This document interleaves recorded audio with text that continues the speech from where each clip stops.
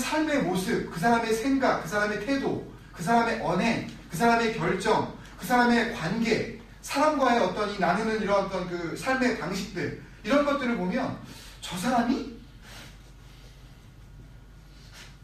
라고 싶을 정도의 그런 경계 지역에 사는 사람이 있다는 거죠.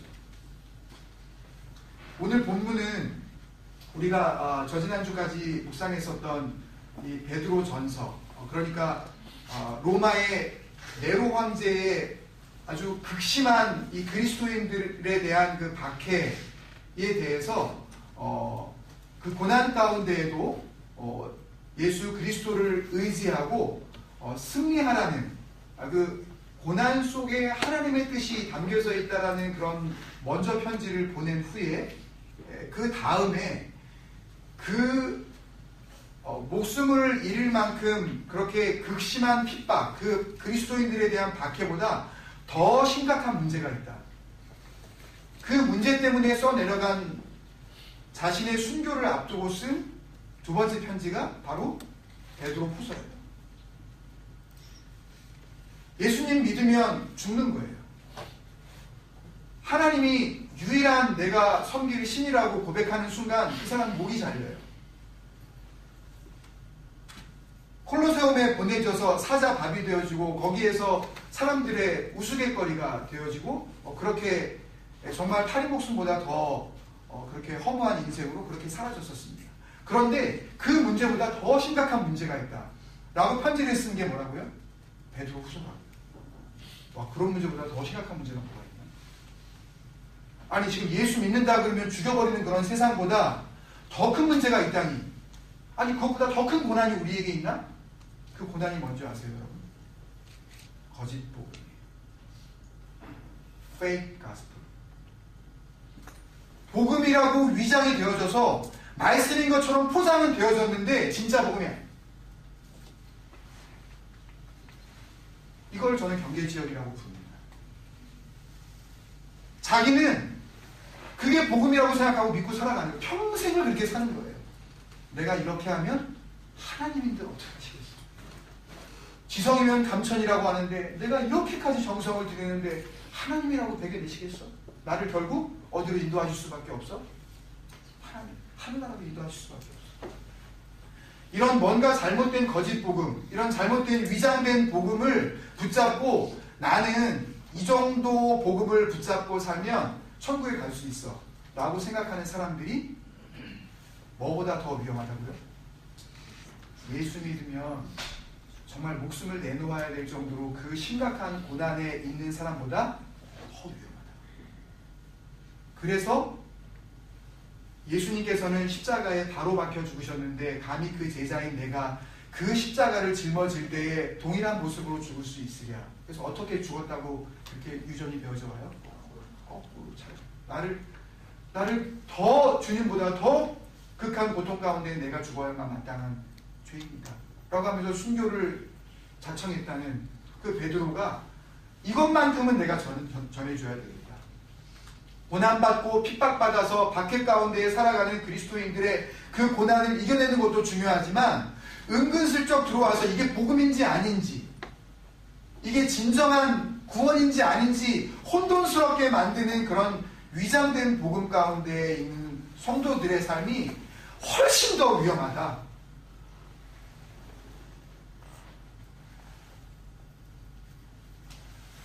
우리 애가 말을 안 들어요. 사업이 잘 안 돼요. 가정이 얼마나 돌아갈 시간인지 몰라. 병을 얻었어요. 되는 일이 없어요. 다 뭡니까? 눈에 보이는 일종의 고난들이죠.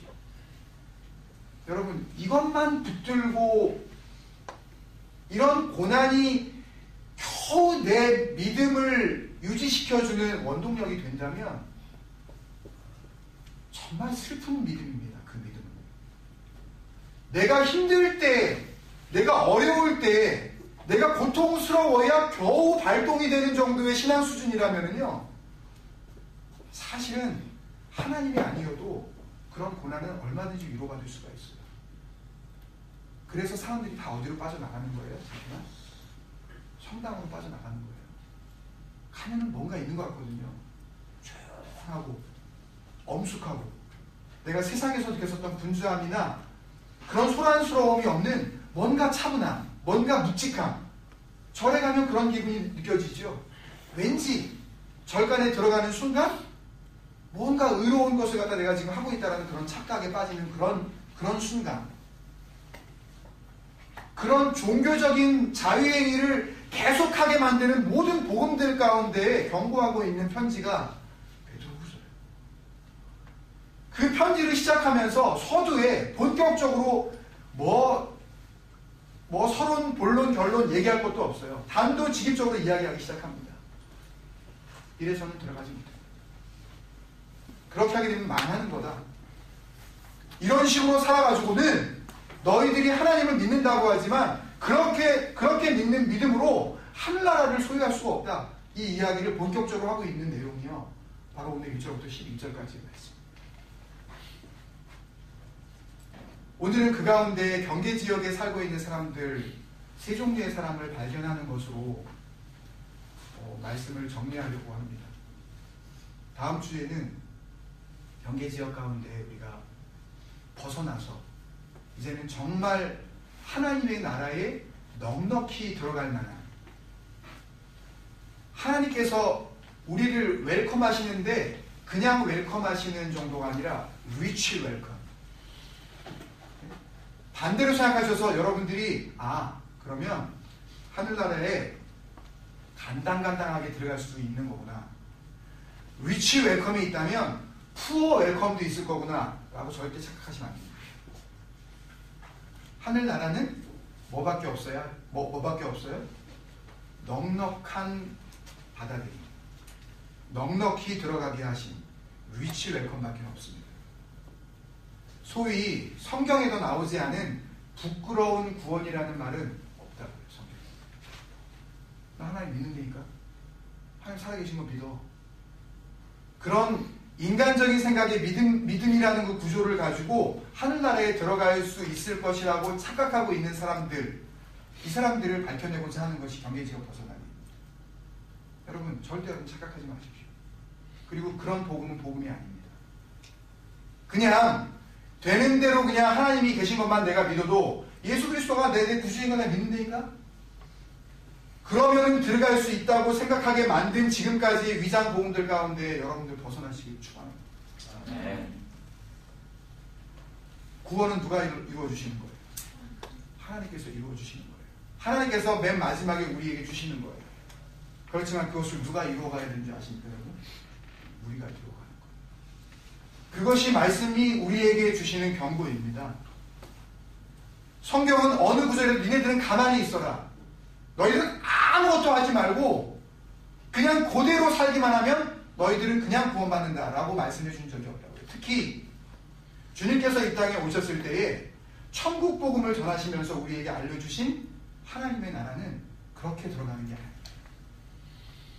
가만히 있으면 나 하고 싶은 대로 멋대로 살아도 하나님의 사랑으로 나를 인도하실 그런 나라가 아니라는 것 여러분들 기억하시지 않는다면 하나님과 여러분은 아무 상관도 없는 존재입니다.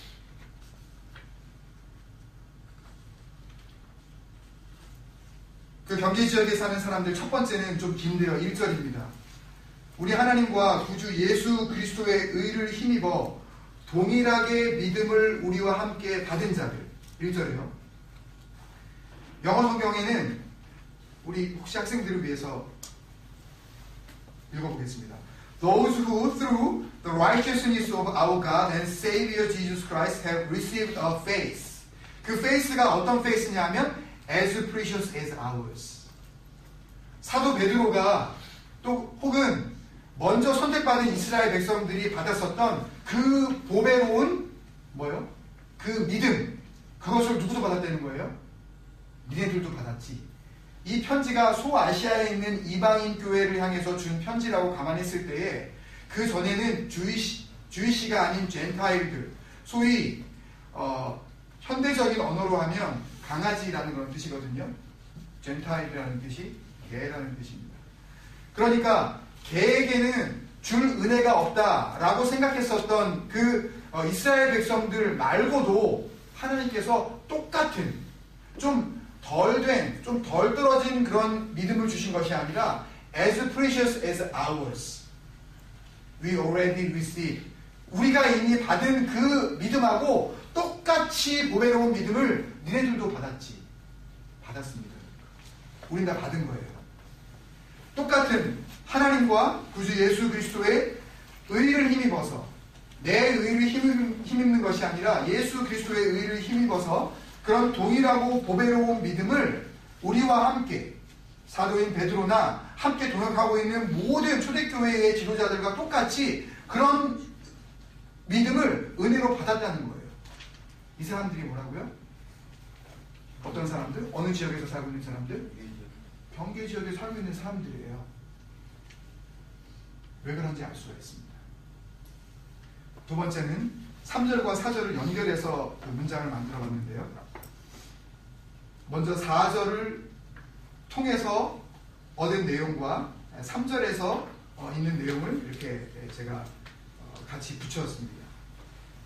두 번째는 정욕 때문에, 여기서 정욕이라는 것은 영어 성경에 evil desire, desire가 있기는 있는데 그 desire가 godly desire가 아니라 evil desire, 악한 그런 욕망이 있다고요. 더러운 욕심이 있는 거예요. 그 욕심 때문에 세상에서 썩어질 것을 피하여 신성한 성품에 참여하는 자가 되게 하려고 부르심을 받은 자. 다시 한번요.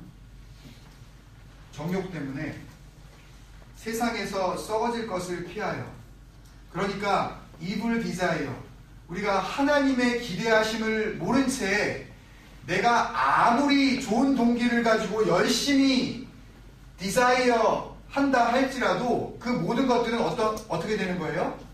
썩어질 거예요, 여러분. 하나님의 기대하심을 모른 채 내가 아무리 뛰어난 위치에 올라간다 한들 그 디자이어는 썩어질 것이라고요. 그렇지만 아무리 세상 사람들이 보기에 허접한 그런 그 모습이라 할지라도 그 안에 하나님이 주신 분명한 기대, 그 하늘의 소망을 품은 상태에서 이루어지는 그 모든 디자이어들은 썩어지지 않고 영원한 것으로 남게 되어진다는 그런 의미를 품고 있는 바로 그 말씀인데요. 그 썩어질 것을 피하여 신성한 성품, 영어 성경에는 in divine nature라고 되어 있어요. 이 헬라어 성경의 뜻은요 뭐냐면 하나님의 인격이라는 뜻입니다. 우리의 인격이 어느 인격? 하나님의 인격.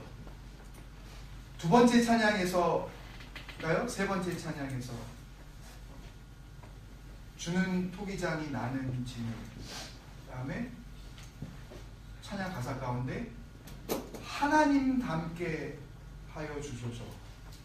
여러분 그냥 찬양하셨고 그게 여러분들의 믿음의 고백이신 걸로 저도 믿지만 하나님 닮게?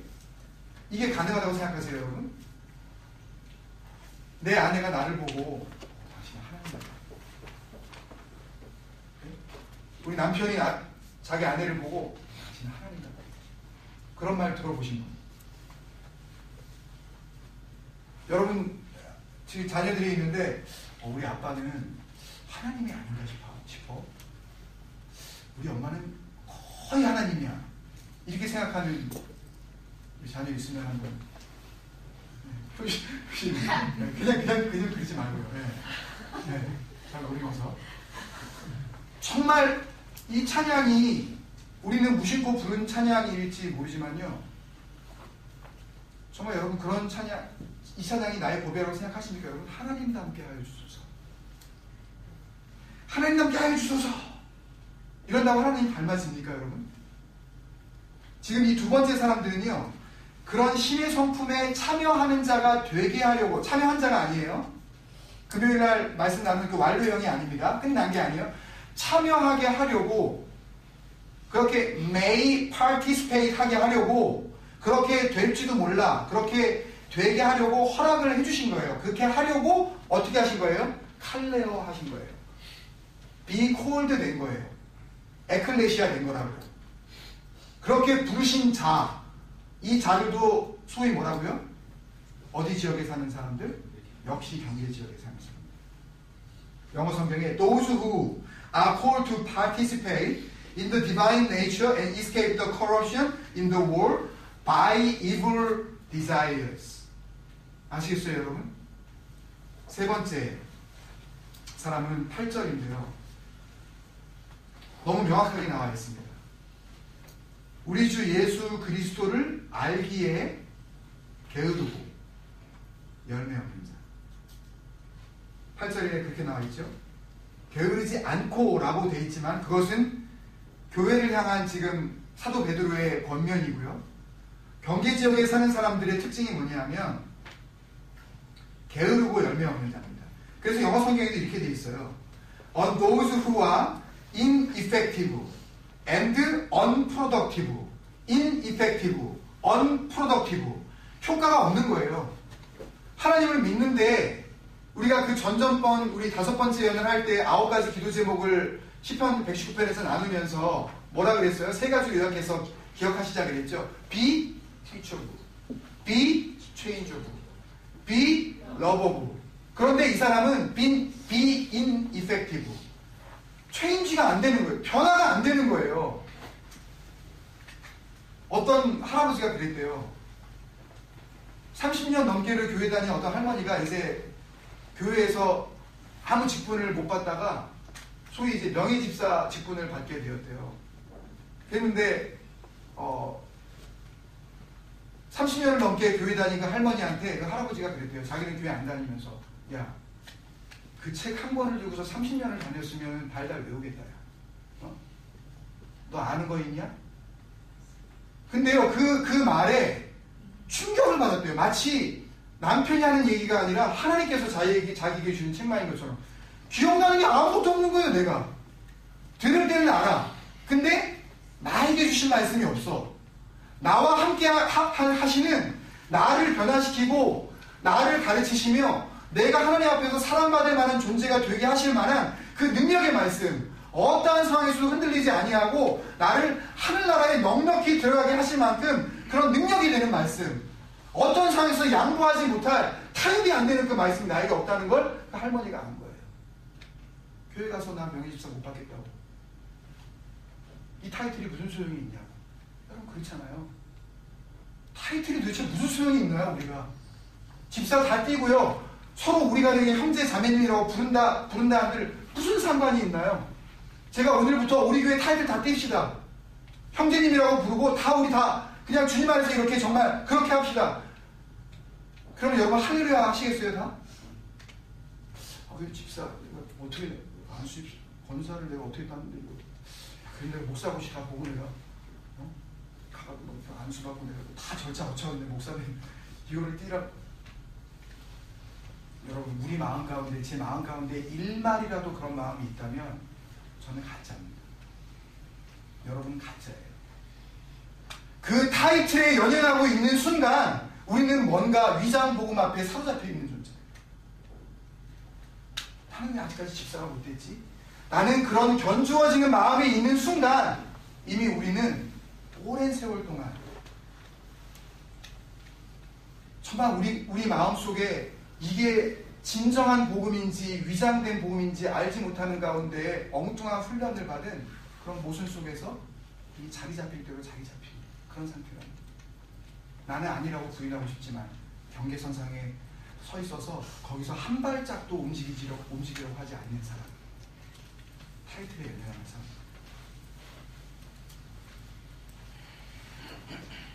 Those who are ineffective and unproductive in their knowledge of our Lord Jesus Christ.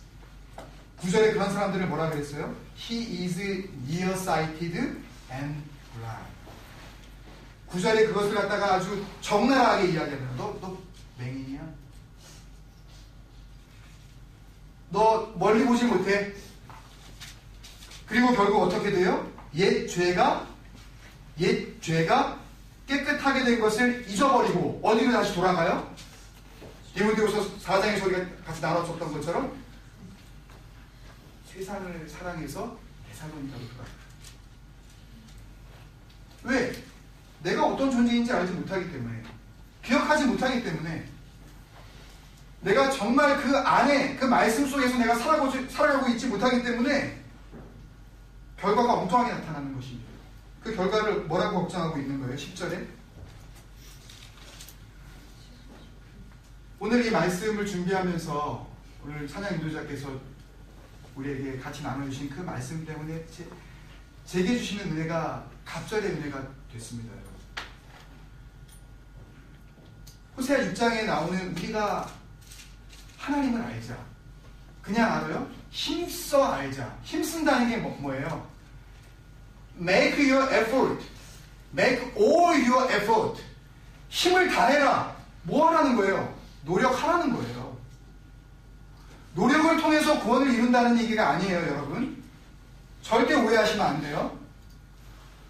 행함으로 구원을 얻는다는 말씀을 드리려는 것이 아니라 노력을 통해서 은혜되게 만들 수 있는 그런 능력이 된다는 거예요. 노력하지 않으면, 힘쓰지 않으면, 내가 벗어나려고 발을 띄지 않으면 그 경계선상에서 그대로 머물러서 난 여기가 좋아. 이 정도 신앙을 가지고 그냥 난 천국 갈 거야. 이 정도면 나도 하늘나라에 들어갈 수 있어. 부끄러운 구원도 있다 그랬어. 웃기는 소리 하지 말라 그러세요. 우리 교회 다니시는 분은 절대 어디 가서 그런 얘기 하시면 안 돼요. 적당히 들어가는 구원도 있겠더라. 베드로후서 1장 11절에서는 넉넉히 들어가는 위치 웰컴만 이야기하지만 고린도후서와 고린도전서 어디에 보니까 간신히 들어가는 구원도 있겠더라. 야 그렇게 들어가. 어차피 들어가면 천국 아니야. 그러면 지옥보다 나은 거지. 이런 논리는 위상된 복음이라는 것을 알아야 해요, 여러분. 10절에 이렇게 말씀하고 있습니다. 그러므로 형제들아, 힘쓰는데 어떻게 하라고요? 더욱 여기 더 강조했어요. 호세아서보다 한 번 더 강조라고요. More effort. 힘쓰는데 더욱 힘써라. 여러분들 더욱 힘쓰십시오. 아무도 아멘 안 하십니까? 우리 같이 더욱 힘씁시다. 내 삶을 드리고 내 생각을 드리고 내 습관을 버리고 하나님 앞에 더욱 가까이 갈 수 있도록 힘씁시다. 우리 정말. 그래서 어떻게 하라고요? 너희의 부르심 에클레시아래요. 어떻게 가지고 교회 이름 이야기하실 때 좀 자신감이 느껴지시나요? 우리 교회는 보통 교회하고 이름이 달라. 이 교회 안에 담겨진 그 이름이 다르다고. 단순히 교회가 아니야. 가르칠 교자, 모일 회자 그 정도 수준이 아니라 에크칼레오. 그 어두운 가운데에서부터 빛으로 부르심을 받은 그런 사람들로서 우리는 정말 존재하기에 합당한 자들이 모이는 그런 공동체가 되기를 원해. 그런 마음 가운데 에클레시아라는 그런 이름을 갖다 소개하기를 기뻐하신다면 정말 너희 부르심과 택하심을 굳게 하라. 누가 해야 될 일이에요? 내가 해야 될 일이에요. 누구도 대신해 줄 수가 없는 일이에요. 나는 어리니까? 나는 아직 학생이니까? 나는 늙었으니까? 나는 바쁘니까? 나는 할 일이 많으니까? 나는 성경에 대해서 모르니까? 그건 자기 변명이지요. 하나님께서 우리에게 모든 것을 주셨다고요. 1절, 2절, 2절에서 그랬잖아요. 똑같이 줬다고. 덜 된 은혜 줬다고 그랬습니까? As precious as ours. 우리 받았던 거 똑같이 줬다는 얘기를 받기만 하고 있는 거예요. 그냥 붙잡기만 하고. 난 받았다. 나 은혜 받았어. 받은 것으로 구원이 가능합니까? 누구에게나 주시는 구원이에요. 하나님이 이 세상을 사랑하사 하실 때 그 세상은요, 누구를 지칭해서 어떤 특정 부류를 얘기하시는 세상이 아닌 코스모스, 이 우주 전체, 하나님이 지으신 모든 것들을 사랑하신다. 그 사랑이 편협한 사랑일까요, 여러분? 편애하시는 사랑일까요? 통일한 사랑이에요. 그러니까 주님 보내주신 거 아니겠어요? 그 사랑을 똑같이 받았다고요. 그 다음에 몫을 우리에게 주어진 거예요. 주님께서 부르시는 그 부르심이. 그 부르심과 택하심을 굳게 하라. 너희가 이것을 행한즉. 행함이라고 해석하면 안 됩니다. 너희가 이렇게 살아가면, 그러면 언제든지 실족하지 아니하리라. 실족하지 아니하리라. 그러면 실족하는 경우도 너희가 이렇게 행하면 어떤 경우에도 whenever, 어떤 경우에도 어떤 상황이 다가와도 in all circumstances, 주님께서 언제 오실지 그때와 그 시는 아무도 모르고 아들도 모르고 오직 누구밖에 모른다? 하나님밖에 아시는 분이 없다 라고 했는데, 그때가 언제든지라도 걱정할 게 없다, 언제든지 실족하지 아니한다. 여기서 실족은 영어 성경은 fall 혹은 fail로 해석이 되어 있는데요, 이 실족이라는 이야기는 뭐 이렇게 걸어가다가 떨어진 그 실족이 아니라 구원에서 fail 되는 그 구원의 실패자를 의미하는 것입니다. 이렇게 살면 그 가운데 더욱 힘써서 살 때에, 그때에만 언제든지 주님이 오시더라도 너희들은 구원 가운데 실패하지 않는다. 어떻게 살면? 첫 번째, 내가 받은 믿음이 첫 번째 사람, 경계 지역에 있었던 사람, 내가 받은 믿음이 얼마나 보배로운 것인지 알고 있는 사람, 알고 살아가는 사람.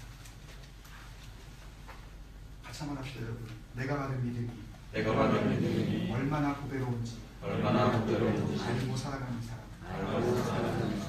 두 번째는 세상에 썩어질 것을 위하여 마음을 빼앗기지 않고 어디에 참여하기를 기뻐하는 거예요. 신의 성, 하나님의 마음, 주님 닮아가는 삶으로 내가 살아가기로 마음만 먹는 게 아니라 정말 그렇게 살아가기 시작하는 사람. 예를 들어서 제가 이번 주 금요기도회는 김종국 목사의 바이올린 연주회가 있겠습니다. 핸델의 바이올린 협주곡을 연주할 텐데, 여러분들이 많은 분들을 모시고 와서 같이 참석해 주셨으면 좋겠습니다 라고 제가 이야기를 한다면 여러분들 어떻게 생각하시겠어요? 웃기고 있네. 웃기고 있네. 혹시 기타를 가지고 뭘 좀 이렇게 뭐 코드 잡고 몇 곡 뭐 이렇게 하는 건 몰라도 바이올린 협주곡 들 수 있을지는 몰라도 치기 시작하는 순간 정말 아마 그 김병희 사님이 우리 카페에다 올려주신 그 내용이 나오면 저는 깜놀일 겁니다. 깜짝 놀랄 거예요. 아마 여기서만 뭐 무슨 비명 소리가 나오기 시작할 거예요, 아마. 그죠? 협주는 무슨 협주? 제가 바이올린을 정말 잘 치고 싶습니다. 이번 주 금요기도회에 내가 핸델의 바이올린 협주곡을 정말 내가 연주하고 싶습니다. 연주가 되나요? 그걸 연주하려면요, 내가 바이올린 코드를 어떻게 잡아야 하는지, 손에 굳은 살이 배길 정도로 맑은 소리가 나기 위하여서 얼만큼 세게 눌러야 하는지, 손가락에 피가 나겠죠. 짧은 손가락이 찢어질 정도로 고통 가운데 벌리고 벌려야 그 어려운 노래를 바로 연주할 수가 있겠죠. 훈련이 있어야 해요. 마음의 결단을 내린 것만으로 뭔가 이루어지지 않는다고요. 경건은 우연히 이루어지는 적이 없습니다. 믿음의 성장이 가만히 있는다고 되어지는 역사는 한 번도 없었다고요, 성경에. 안 할 거야? 힘드니까? 그렇게 해서 세상에 공부 잘하는 사람 봤습니까, 여러분? 나 공부 열심히 할 거예요, 아빠. 두고 보세요. 그 100만 번의 다짐을 통해서 상 받는 적이 있어요? 오히려 그 다짐은 중요하지 않아요. 정말 중요한 건 열심히 공부하는 거예요, 정말. 시험을 잘 준비하는 거예요, 학생이면 학생답게.